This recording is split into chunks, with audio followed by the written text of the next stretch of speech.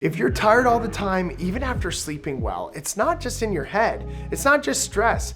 Fatigue isn't a time management problem. It's a biology problem. There's a truth to what actually causes chronic fatigue. And there's 5 root causes most doctors overlook, even ones that are affecting your mitochondria, your hormones, your metabolism. And today I want to show you how to find those real root causes of fatigue and how you can fix them for good. You don't need more coffee, okay? You need more cellular energy. And the number one root cause of chronic fatigue is mitochondrial dysfunction. It's your energy engines that are offline. The mitochondrial production is what produces 90% of your body's energy, or ATP. Chronic stress, inflammation, nutrient depletion, they all damage your mitochondria. And that is a chronic issue that's happening in today's day and age. Mitochondrial damage cause exhaustion, brain fog, poor exercise tolerance, and can also lead to poor sleeps.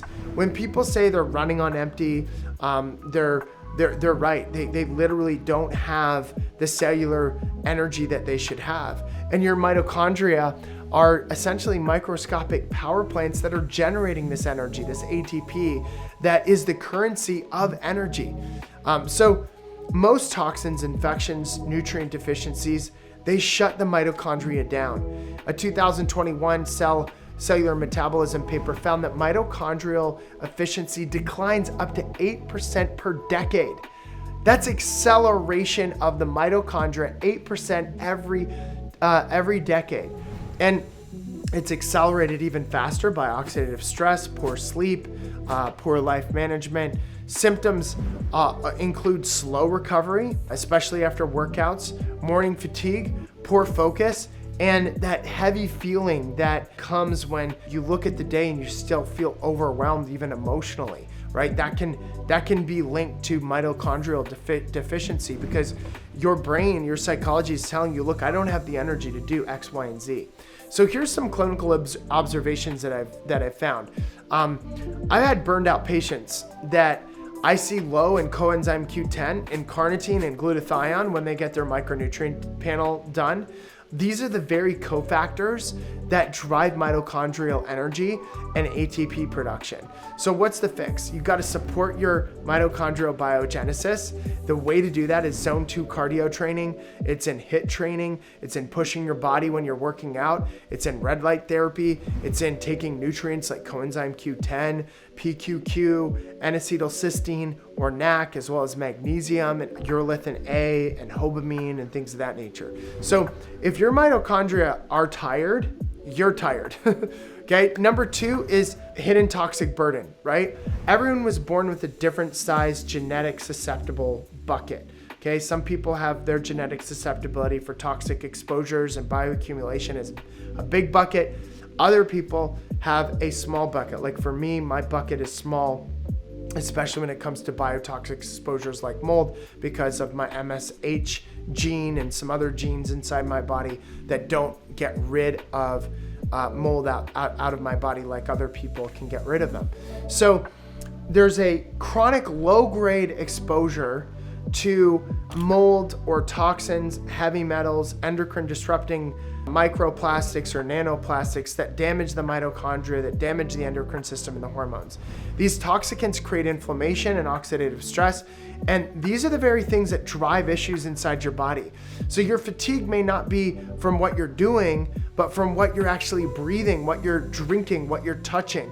I'll just be transparent with you. I just got back a test that showed high BPA levels. And I was like, why the heck do I have high BPA levels? They're moderate, they're in the yellow. And what I realized is when I looked into all of it is that the receipts that I was handling when I was traveling for business expenses that I would put in my pocket and then I'd take it out, and those have very high levels of BPA in it.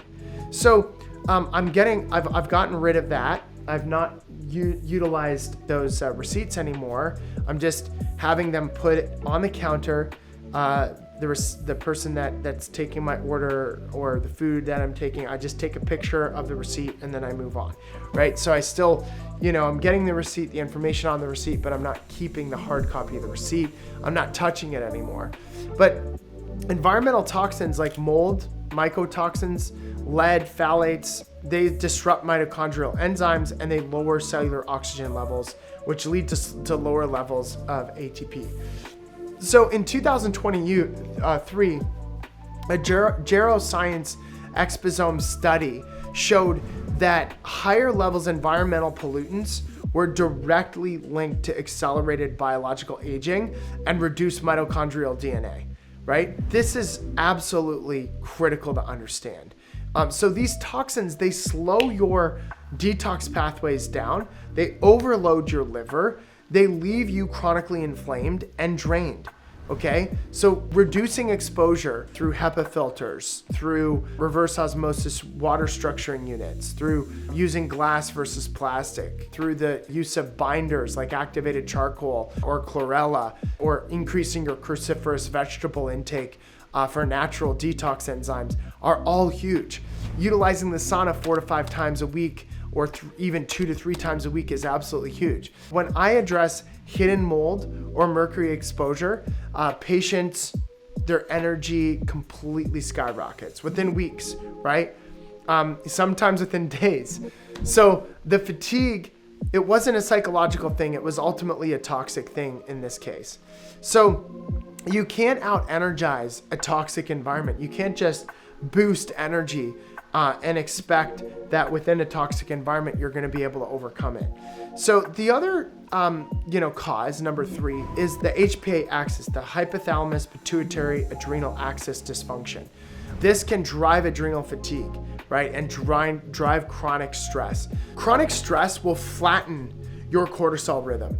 This leads to morning fatigue and even a loss of evening alertness. And this disrupts thyroid, sex hormone, and glucose regulation. So your stress response is designed for short sprints, not marathons. When you stay in fight or flight too long, your hypothalamus, your pituitary, your adrenals, they lose rhythm. Initially, cortisol spikes and then it crashes. And then you wake up exhausted and wired at night, right? So 2020 Frontiers of Endocrinology study, they showed that people with burnout had significantly flattened cortisol curves and higher inflammatory cytokines. And it's a hallmark of HPA dysfunction, which leads to, again, chronic fatigue. So you need to repair your adrenals. You need a rhythm of restoration, consistent bedtimes, sunlight in the morning, breath work, the consumption of adaptogens like ashwagandha or rhodiola. This all stabilizes your body and stabilizing blood sugar as well, because cortisol is your backup energy system when glucose drops, okay? So it's important not to consume something that spikes glucose, because we know that there's going to be an insulin crash afterwards and your glucose levels will crash. So clinical observation that I've seen is most of my chronic fatigue cases are not due to low cortisol. They're due to dysregulated cortisol, okay? So you can't fight chronic stress with willpower. You have to retrain with rhythm, okay? And bring back that rhythm into your life. So root cause number 4 is blood sugar dysregulation and insulin resistance. Okay, this is huge. And there's something like 45 million Americans that have this problem. Glucose spikes, crashes, and I mean a chronic problem. And I'm not talking about like a problem that happens, or over Thanksgiving or once a month or twice a week or something like that. What happens is glucose spikes and then crashes. It depletes your energy, your brain energy, and it drives fatigue. So insulin resistance reduces mitochondrial fuel efficiency. And one of the most overlooked causes of fatigue is blood sugar roller coaster rides that people take themselves on every single day. Every spike, every crash drains your mitochondria, inflames your nervous system. In a 2021 Diabetology study, even mild insulin resistance correlated with higher fatigue and cognitive decline scores in adults under 50 years old. So when cells become insulin resistant, glucose isn't entering efficiently and the mitochondria is starved. So the result is fatigue, it's cravings, food cravings, and it's also brain fog. So what is the fix? You want to eat protein first. Move after your meals, like go for a walk or something like that. Manage carbs intelligently. Don't just binge carbs. Continuously glucose monitor to look at what your glucose levels are. So CGMs are really good. These are game changers so that you'll see instantly which foods crash your energy. So your energy doesn't crash because you're lazy. It crashes because your blood sugar does. So let's get into testing. How can we really figure out what's draining your energy? You could do some functional labs to reveal mitochondrial dysfunction. The Me screen is really good. The mitochondrial efficiency screen is really good. The total toxic burden test from Vibrant America is really good to look at toxic bioaccumulation. The Dutch panel for hormone imbalances is really good to look at hormone dysregulation. So tests transform guesswork into precision, right? That's the goal that we have. Organic acid tests from mitochondrial metabolites is also a good one. A mycotoxin heavy metals panel for toxic burden. Dutch cortisol test for hypothalamic, pituitary, and adrenal axis rhythms. And then fasting insulin, glucose, HbA1c, and CGM data for metabolic health is really important as well. A 2022 Nature Aging analysis found that combined metabolic and inflammatory markers predict fatigue severity far better than thyroid and iron levels alone. And so patients with quote unquote normal labs often reveal mitochondrial blocks or toxic patterns that we need to look deeper into. So you can't fix what you don't measure, and fatigue is no exception. Okay, you got to start measuring this stuff. So how do we integrate this and build your fatigue reversal protocol? This is the framework that I use to help my patients rebuild their energy from the ground up, right? We use red light therapy for mitochondrial repair, coenzyme Q10, PQQ, urolithin A, hobamine, magnesium to build up the mitochondria. We remove toxins through filters and through sweating, through binders, and then ultimately nourishing the liver, phase 1 and phase 2 detoxification pathways. And then we reset rhythms by prioritizing sleep, morning light, breath work, and rebalancing glucose through protein anchored diet, movement after eating, and ideally getting into ketosis cyclically as well. So you want to retest, and you don't want to just test, you want to integrate changes and then retest to track energy, heart rate variability, and labs that will over time improve, month in and month out. So what we found is within 8 to 12 weeks, many regain stable energy. This is literally within 2 to 3 months, guys. Like, you're looking at massively transforming your energy. You typically see an increase in focus, mood resilience, and ultimately, one thing that's not a miracle is that your psychology is restored, and because of all of this. So energy is your body's language for balance. When you listen, it speaks, okay? And fatigue isn't like a flaw, it's feedback. It's like an oil light going off in your car, right? It tells you, hey, there's something wrong. There's something greater going on. And remember, cancer, heart disease, Alzheimer's, oftentimes there's no symptoms before you get diagnosed, right? There's no major red flag. And then all of a sudden you're like, oh shoot, like the doctor found a huge tumor in my body, right? A lot of people, they feel good, but they're not functioning well. So this should be a warning sign. This should be an oil light going off in your car. If you're running on fumes, your body isn't broken. It's just asking for you to repair it. So stop pushing harder. Instead, test smarter, detox deeper, and build your mitochondria.